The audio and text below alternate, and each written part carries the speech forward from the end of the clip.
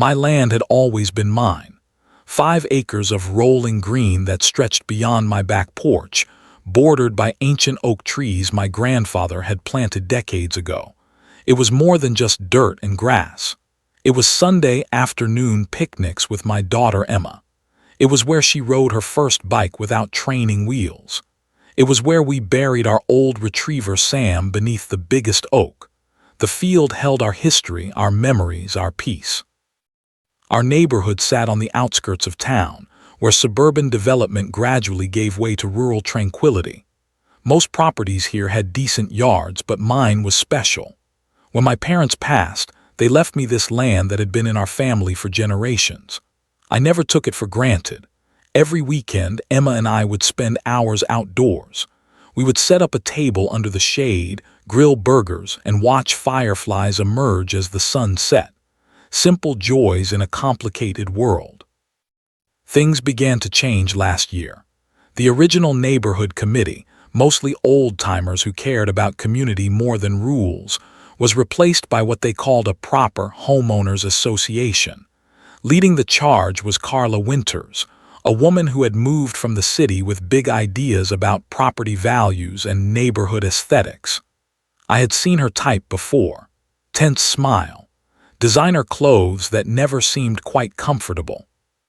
The kind of person who uses the word actualize in casual conversation. I watched from a distance as the changes took hold. First came the mailbox regulations, then fence height restrictions. Soon, people were receiving violation notices for leaving their trash cans out an hour too long. I kept to myself, grateful that my property sat just far enough away to avoid scrutiny, or so I thought. The morning everything changed started like any other Tuesday. I was pouring coffee when I heard the distinct rumble of heavy machinery outside my kitchen window. My mug nearly slipped from my hand when I looked out. 3 men in yellow vests were measuring and marking lines across my field. Behind them, a truck with Valley Parking Solutions painted on its side was unloading equipment. A paint machine stood ready to permanently scar my land. I rushed outside, not bothering with shoes, the dewy grass cold against my bare feet. "Excuse me," I called out, trying to keep my voice level. "What is going on here? This is private property." The workers looked up, momentarily confused. One of them, a younger guy with a clipboard, approached me. "Sir, we have authorization from the Evergreen Heights HOA to prepare this area for community parking." I felt my face grow hot.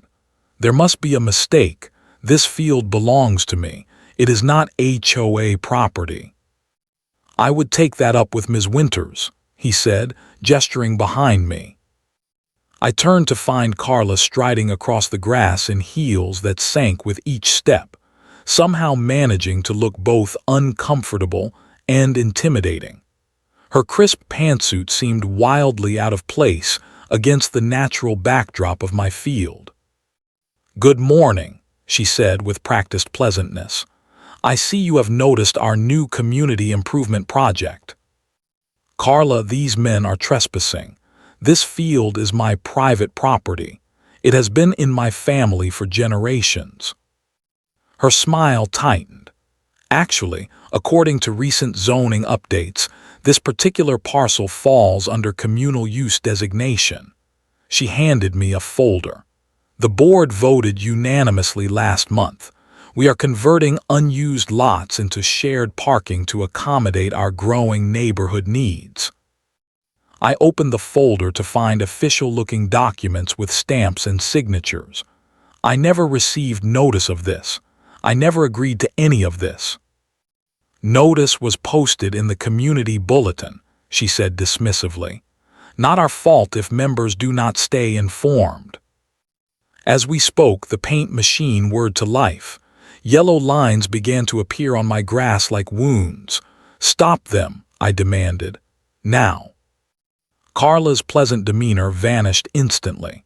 "Interfere with approved HOA improvements and you will face significant fines."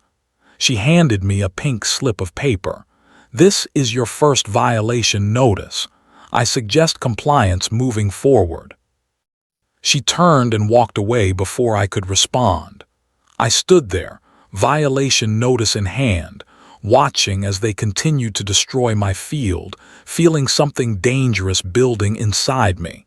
They thought they owned me now. They had no idea who they were dealing with. The parking lines were just the beginning.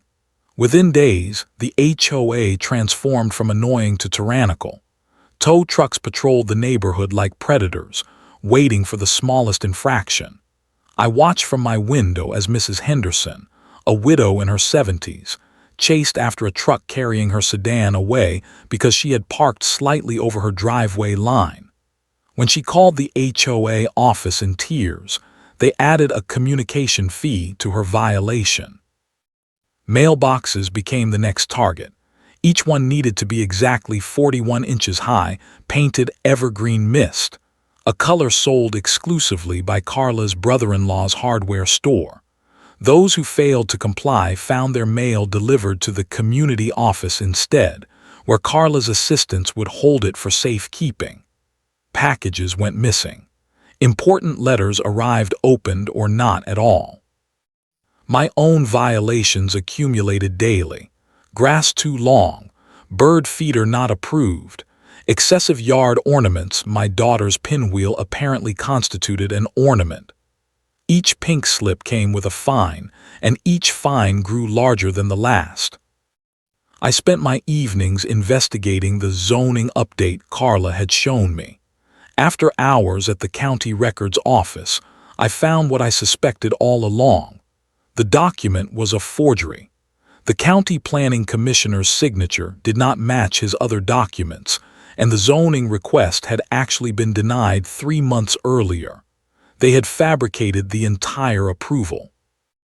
Armed with this knowledge, I attended the monthly town hall meeting, documents in hand. The community center was packed with frustrated homeowners, many clutching their own pink violation slips. I waited for the public comment period, rehearsing my words carefully. When my turn came, I approached the microphone. "My name is James Davis. I would like to address the recent conversion of my property into a parking lot." I held up the county documents. "I have proof that the zoning request was denied and that the HOA forged." My microphone cut out. 2 men I had never seen before approached from either side of the stage. "I am sorry, Mr. Davis," Carla interrupted from her seat at the center of the board table. "Your allotted time has expired." "I just started speaking," I protested. "And you have violated meeting protocol by bringing unauthorized materials. Security will escort you out." The men gripped my arms firmly and guided me toward the exit while Carla continued as though nothing had happened. "Now, moving on to our next agenda item, holiday decoration guidelines." The next morning, another violation notice was taped to my door. Disruption of official HOA proceedings, $500 fine. That afternoon, my neighbor Tom caught me as I was checking my mail. He glanced nervously over his shoulder before speaking in a low voice. "Be careful, James. Last year, Martin Reynolds fought the board over tree removal. 2 months later, he lost his job after anonymous complaints to his employer. Had to sell his house at a loss. Guess who bought it? Carla's sister." I thanked him for the warning, but it only strengthened my resolve. This was not just petty power. This was coordinated corruption. That night I heard noises outside. From my window, I saw shadowy figures placing wooden stakes around my property. By morning, new boundary markers surrounded my land, cutting off nearly an acre. A letter in my mailbox informed me that after professional resurveying, my property line had been corrected, and I now owed retroactive HOA fees for land that had always been communal property. The most heartbreaking moment came when Emma returned from playing outside, tears streaming down her face. A board member had screamed at her for bouncing her ball too close to the newly designated parking area. My 8-year-old daughter trembled as she recounted how the woman had threatened to fine us if she trespassed again. "But Daddy," she sobbed, "that is where we have our picnics. That is our special place." I held her tight, feeling her small body shake with each sob. Something hardened inside me then, a resolve that went beyond anger into something colder and more dangerous. They could harass me. They could file their ridiculous violations, but making my daughter cry, that was their final mistake. I wiped Emma's tears and promised her that everything would be okay. I did not tell her what I was planning. I did not tell her that the HOA had just awakened something they would soon regret. Instead, I simply said, "Some people forget that rules work both ways, sweetheart. And Daddy is very, very good at reading the fine print." The early morning fog still clung to the ground as I parked behind Bill Harper's modest home on the edge of town. Bill had been the county land assessor for 30 years before retiring, and if anyone knew the true boundaries of properties in our area, it was him. I had called him the night before, careful to use my landline rather than my cell phone. Paranoia was becoming my constant companion. Bill answered his door in a flannel robe, coffee cup in hand. "Right on time," he said, gesturing me inside. His living room had been transformed into an impromptu research center. Maps covered every surface, some yellowed with age, others printed from recent satellite imagery. "I pulled everything I could find on your property and the surrounding parcels," Bill explained, spreading out a large survey map. "Your family has owned that land since 1962. The boundaries are clear as day." For hours, we combed through records, comparing lot lines across decades of documentation. What emerged was not just confirmation of my suspicions, but evidence of a systematic land grab that had been happening for years. "Look here," Bill pointed to a faded boundary marker from a 1978 survey. "The original neighborhood ended 20 feet before your eastern property line. And here," he indicated a more recent map, "somehow the community land has crept inward, foot by foot, survey by survey." They have been doing this systematically, I realized. Moving boundaries a little at a time, hopping no one notices or fights back. Bill nodded grimly. "And most folks do not have the original documents to prove otherwise." Armed with Bill's expertise and notarized copies of the original surveys, I spent the next week gathering more evidence. I visited elderly residents who had lived in the area for decades, collecting signed statements about historical property lines. Mrs. Abernathy, who had lived next door to my parents since the 1970s, provided photographs of summer barbecues from years past, clearly showing where properties ended and began. Meanwhile, Carla's regime intensified its isolation tactics. When I tried to post a community message about an upcoming county zoning meeting, I discovered my access to the neighborhood bulletin board had been revoked. Emails to the community list bounced back undelivered. A note informed me my communication privileges had been suspended due to pattern of disruptive behavior. The most brazen move came 3 days later. I returned from work to find a freshly painted handicap parking symbol in the center of my field, complete with an official-looking permit sign bearing the county seal. A quick call to my contact at the county office confirmed what I already knew: no such permit had been issued. That evening, Emma came home from school unusually quiet. When I finally coaxed it out of her, my blood boiled. "Lily will not talk to me anymore," she mumbled, staring at her untouched dinner. "Her mom said I am not allowed at their house because you are causing trouble for everyone." Lily's mother, Sandra Wilson, sat on the HOA board. The message was clear. They were not just coming after me anymore, but isolating my child as well. This was no longer about property lines or parking spaces or petty rules. This was coordinated bullying, plain and simple. I sat across from Emma, watching her push food around her plate, and felt a clarity I had not experienced before. "Sweetheart," I said calmly, "do you remember when we read that book about standing up to bullies?" She nodded. Sometimes bullies are not just kids on playgrounds. Sometimes they are grown-ups who forgot how to be fair. "Like the HOA people?" she asked, surprisingly perceptive. "Exactly like them. And just like in your book, sometimes standing up to bullies is scary and hard, but it is the right thing to do." Emma's expression softened. "Are you going to stand up to them, Daddy?" I reached across the table and squeezed her hand. "I am already working on it, and I need you to be brave a little longer." That night, after tucking Emma into bed, I spread all my evidence across the dining room table: property documents, forged permits, boundary surveys, neighbor testimonies, and photographs of the illegal parking lines. Individually, each piece seemed small and contestable. Together, they told a damning story of corruption and abuse. I was no longer fighting just for my land. I was fighting for every neighbor who had been bullied, for Mrs. Henderson and her towed car, for Emma and her lost friendships. Most of all, I was fighting because some lines, once crossed, demand a response, and the HOA had crossed every line I had. The garbage can sat overflowing at the end of my driveway for the third week in a row.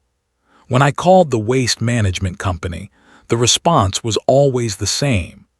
"According to our records, service to your address has been suspended at the request of your homeowners association due to ongoing violations."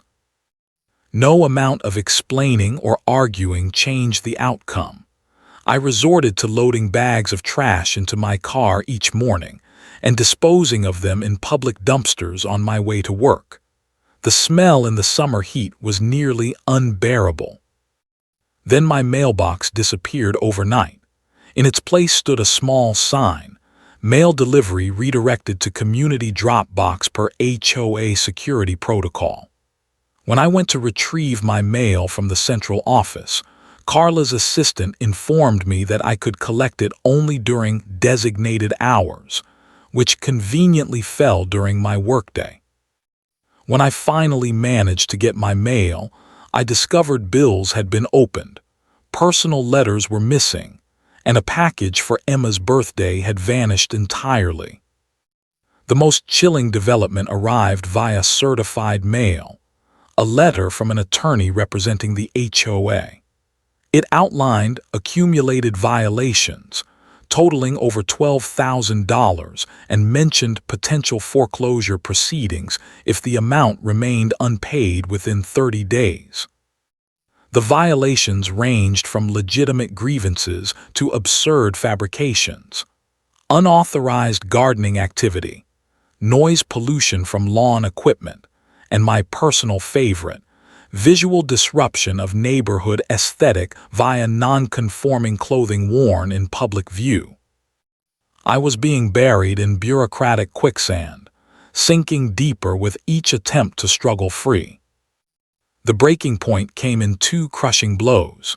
First, animal control showed up at my door with a complaint about an aggressive dog without proper restraint. My golden retriever Cooper was the gentlest soul I had ever known, a 12-year-old rescue who could barely muster the energy to chase squirrels anymore. The complaint claimed he had threatened someone on public property, the newly designated community parking area. Despite my protests and character witnesses from neighbors, the officer explained apologetically that repeated complaints meant Cooper needed to be removed, or I would face criminal charges. 2 days later, with Emma sobbing uncontrollably, I drove Cooper to my sister's house 30 miles away. The car ride home was filled with a silence so heavy it felt physical. The final indignity arrived the weekend of Emma's 9th birthday. We had planned a small party in the backyard, just 5 of her classmates, cake and games. An hour before guests were to arrive, a man in an official-looking uniform appeared at my door with a citation for unlicensed public assembly and violation of gathering permits. Emma watched from the hallway as I argued futilely. The man was unmoved. The party would need to be canceled, or I would face another $1,000 fine. I called the parents, made excuses about Emma feeling ill, and spent the afternoon trying to celebrate with just the 2 of us, my daughter's disappointment casting a shadow over everything. That night, after she had gone to bed, I sat on my back porch staring at my field, now lined, staked, and marked as if it had never been mine at all. A flicker of movement caught my eye. My neighbor Tom was waving from his back window, gesturing for me to check my phone. I found a text message with a video attachment. The grainy nighttime footage from Tom's security camera showed a figure creeping across my backyard at 2:17 a.m. Even in the low resolution, I recognized Sandra Wilson, HOA board member and mother of Emma's former friend. She was placing something near my back deck. The next clip, time-stamped an hour later, showed her retrieving the object and hurrying away. I texted Tom, "What was she planting?" His response came seconds later, "A recorder, been watching for weeks. They're building a case against you." Something cold and determined settled in me. For months, I had tried to fight within the system, gathering documents, appealing to authorities, playing by rules that only seemed to apply to me. I had been naive. The HOA was not just bending rules, they were systematically destroying anyone who challenged them, and they were doing it without consequences. That night, I made a decision. I would no longer try to win through conventional means, not through petitions or appeals or legal channels that moved too slowly to save what mattered. Instead, I would fight on ground of my choosing, using their own tactics against them. As I formulated my plan, I felt no guilt, no hesitation, only a clarity that had been missing for months. They had taken my peace, my dog, my daughter's birthday. They had isolated us, threatened us, and tried to break us.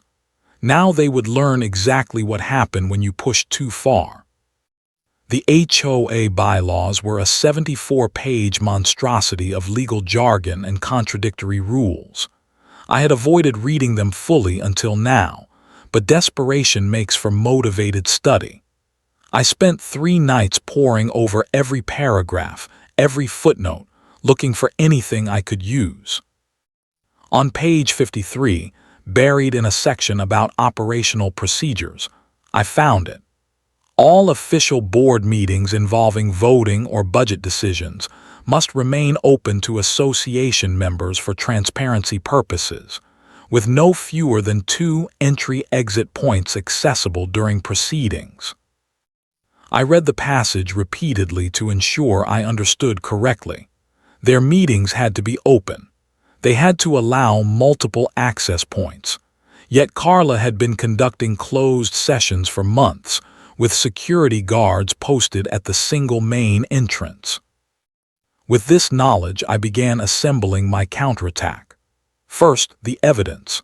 I organized everything I had collected: original land surveys, forged documents, security footage, violation notices, witness statements, photos of the illegal parking lines, into a comprehensive digital presentation.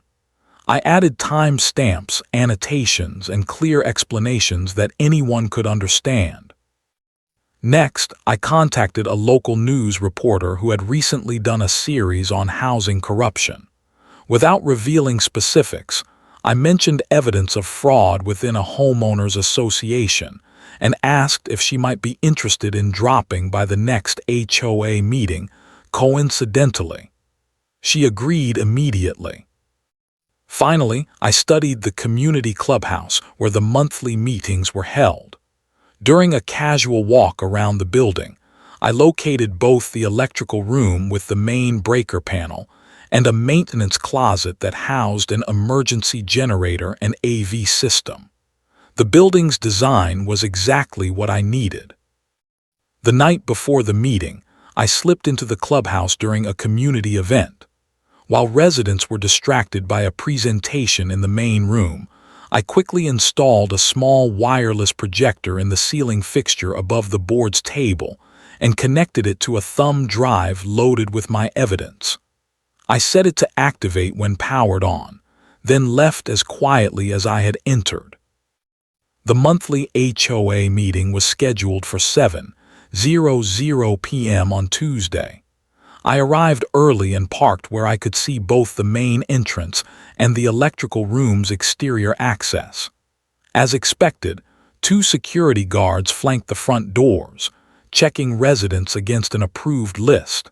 I watched as several neighbors were turned away, another clear violation of the bylaws. At precisely 7:15 p.m., I spotted the news reporter arrive. She was denied entry as well, though she lingered near the entrance, waiting for whatever I had promised would happen. Everything was in position.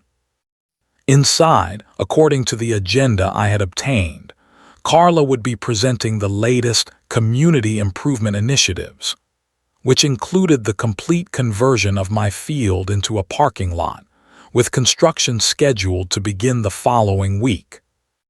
At 7:28 p.m., I moved to the electrical room. The padlock was standard issue, defeated in seconds with the tools I had brought. Inside, I located the main breaker panel and waited, watching the second hand on my watch tick towards 7:30, the time scheduled for Carla's presentation. Through the thin walls, I could hear her voice, smug and self-satisfied. And I am pleased to announce that despite one resident's continued obstruction, Phase 2 of our parking expansion will proceed as planned.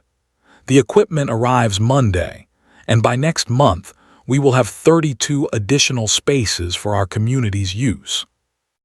I flipped the main breaker. The building plunged into darkness. Through the walls, I heard gasps and confused exclamations. Emergency lights provided minimal illumination, just enough for what would come next. I counted to 20, allowing the initial shock to settle, then activated the backup generator I had preset to power only selected circuits. With a mechanical hum, limited power returned to the room. But instead of the overhead lights coming back on, only the AV system activated.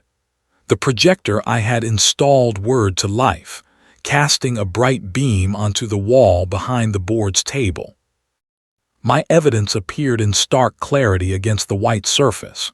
First, the original survey of my property with official county seals, then the forged documents with signature comparisons. Next, photos of the illegal parking lines being painted, then the video of Sandra Wilson planting the recording device on my property. Each slide was labeled with dates, explanations, and references to specific HOA bylaw violations. From outside the meeting room, I heard the initial confused murmurs transform into sounds of shock, then anger. Carla's voice rose above the others, demanding someone shut that thing off immediately. But in the confusion of the partial blackout, no one knew how to stop the presentation from continuing. The final slide displayed a simple message. This evidence has been provided to county officials, state regulatory agencies, and the media. The HOA has violated its own bylaws, county regulations, and state laws. This stops now. I slipped out the electrical room door and moved toward the main entrance, where confused residents were now spilling out into the parking lot. The news reporter was already interviewing people, her cameraman capturing everything. When she spotted me, I gave her a slight nod but kept walking. My part in this public exposure was done. Behind me, through the open doors of the clubhouse, I could hear Carla's increasingly desperate attempts to regain control of the situation. But some types of power, once cut, cannot be easily restored. The clubhouse had become a scene of beautiful chaos. Residents poured out into the parking lot, their faces a mixture of shock, anger, and in some cases, vindication. Those who had suffered under Carla's regime now had confirmation that they were not alone, that the tyranny had been systematic and deliberate. Inside, illuminated only by emergency lights and the continuing presentation, the board meeting had dissolved into pandemonium. Through the open doors, I could hear accusations flying. Longtime resident Mr. Becker, whose garden gnomes had been confiscated last month for being non-conforming lawn ornaments, stood directly in front of Carla, his voice rising above the others. "You forged county documents," he shouted, pointing at the projection still cycling through evidence. "That is illegal. You told us all this was officially approved." Carla attempted to maintain her composure, but her voice had lost its authoritative edge. "This meeting is adjourned due to technical difficulties. We will reconvene next week to address these misunderstandings." Misunderstandings. Another voice joined in, Mrs. Henderson, the elderly widow whose car had been towed. "You stole our money. Those weren't legitimate fines. You were building yourself a slush fund." The news reporter had made her way inside, microphone extended, camera light creating a spotlight effect on Carla's increasingly panicked face. "Ms. Winters, would you care to comment on the allegations that you forged official county documents to seize private property?" "No comment. This is a private meeting." Carla tried to shield her face from the camera. "Actually," interjected Bill Harper, who had entered alongside me, "according to your own bylaws, Section 8, Paragraph 4, all meetings must be open to members and include proper public notice. You have violated those bylaws repeatedly." The reporter seized on this immediately. "So you have been conducting closed meetings in violation of your own regulations." Around the room, residents were capturing everything on their phones. The community that had lived in fear for months was finding its collective voice. The evidence continued to cycle through on the wall, providing a damning backdrop to Carla's disintegration.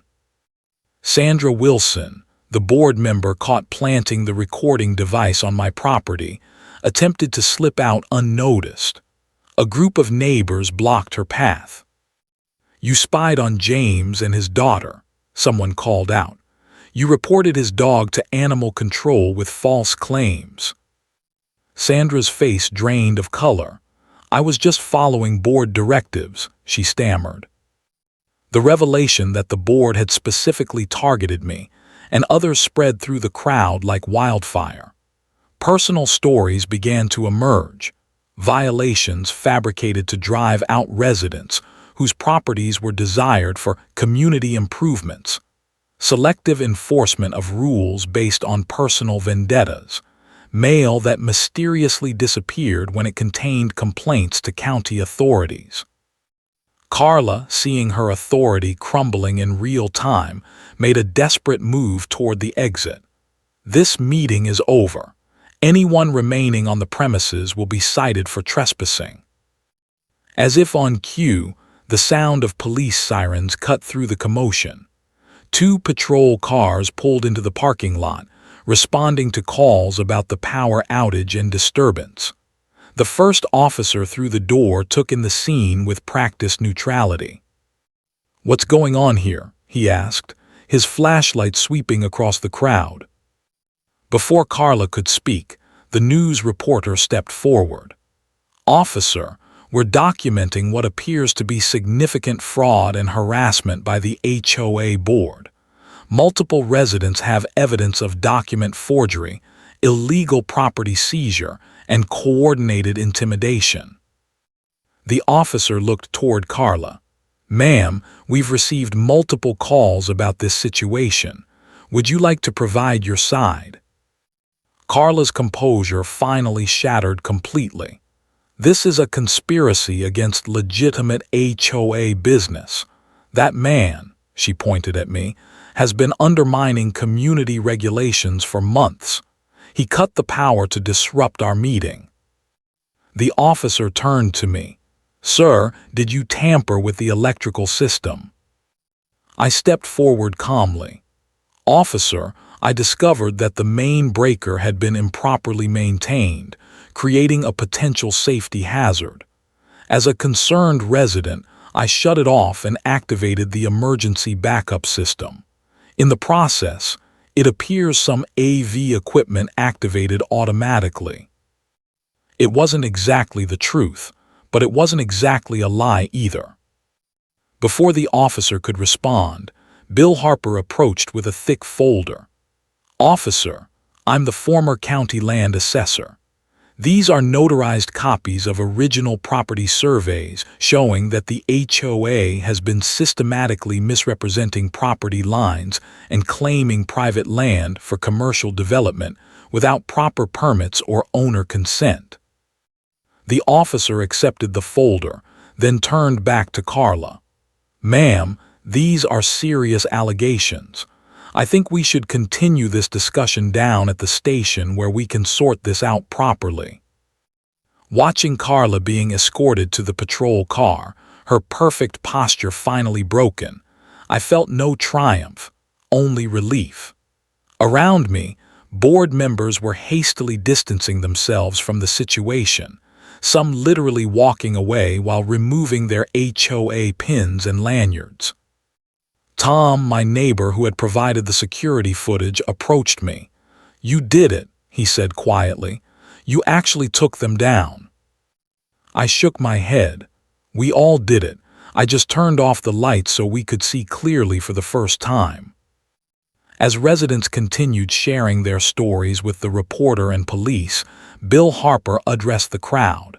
"Folks, we need to restructure, start fresh. This association was meant to serve the community, not rule it. Who's willing to help create something better?" Hands rose throughout the room. The rebuilding had already begun. I slipped away from the crowd, walking slowly across the parking lot toward home. Behind me, the clubhouse glowed with renewed power, both electrical and communal. But my thoughts were already on the field waiting for me and the boundaries that would finally be restored. The county inspector drove the final stake into the ground with a solid thump, then stepped back to admire his work. "That does it, Mr. Davis. Your property line is officially marked according to the original deed and survey." He handed me a notarized document. "No one can dispute these boundaries now.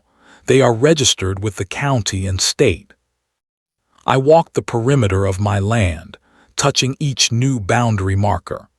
After 3 months of investigations, hearings, and legal proceedings, my property was officially mine again, all of it, including the field that had started everything. The dismantling of Carla's HOA regime had been swift and complete. Within weeks of the meeting blackout, county investigators had uncovered financial improprieties far beyond what I had initially discovered. Homeowner funds had been diverted to private accounts.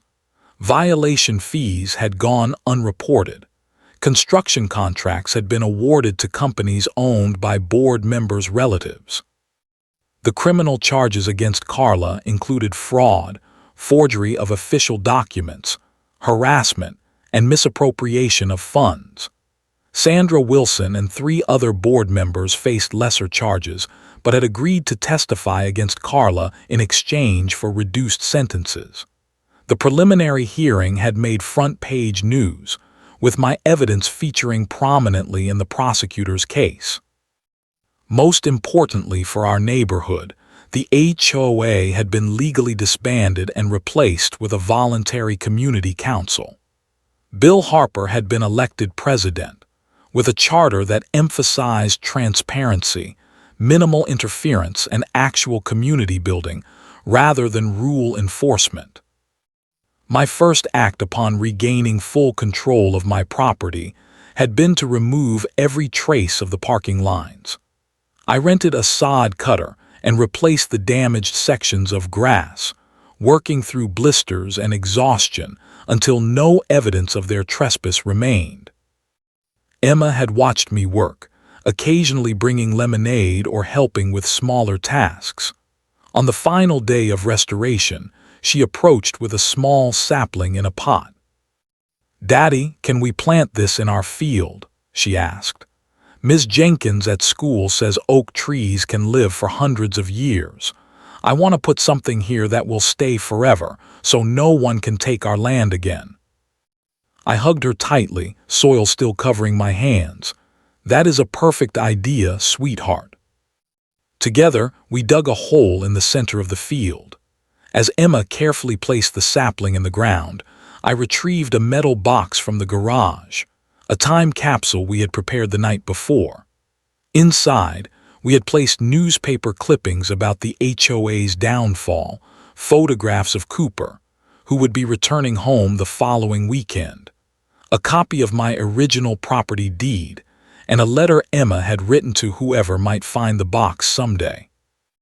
Her letter, which she had proudly read to me, said simply, "This land belongs to the Davis family. We fought for it. We want it back. It will always be ours." We buried the box beneath the sapling, Emma patting down the soil with solemn ceremony. "Do you think people will find it someday?" she asked. "Maybe," I replied. "But what matters is that we know it is there. It is our promise to this place and to each other." The community celebration came 2 weeks later, an impromptu gathering that evolved organically as neighbors suggested a fresh start event. Tables appeared on my field, each family bringing food and drinks. Children played tag between the trees while adults who had barely spoken to each other under Carla's reign now chatted freely, sharing stories of ridiculous violations and expressing relief at the new normal. Bill found me near the grill where I was flipping burgers. "Quite the turnaround," he observed, handing me a beer. "From parking lot to party venue." I smiled. "From division to community, that is the real victory." "Your evidence made it all possible," he said. "Without that presentation—" I shook my head. It was not just me.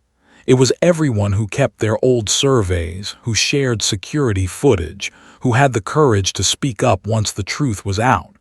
I just turned off the lights so we could all see clearly.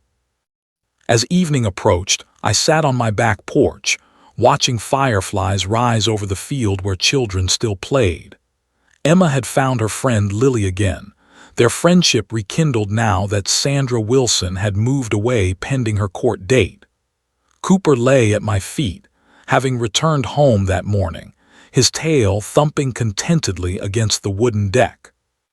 The sound of laughter drifted across the grass. Neighbors lingered, reluctant to end this new sense of connection. String lights twinkled in the gathering dusk, illuminating faces that no longer held fear or suspicion. I thought about power, how Carla had wielded it like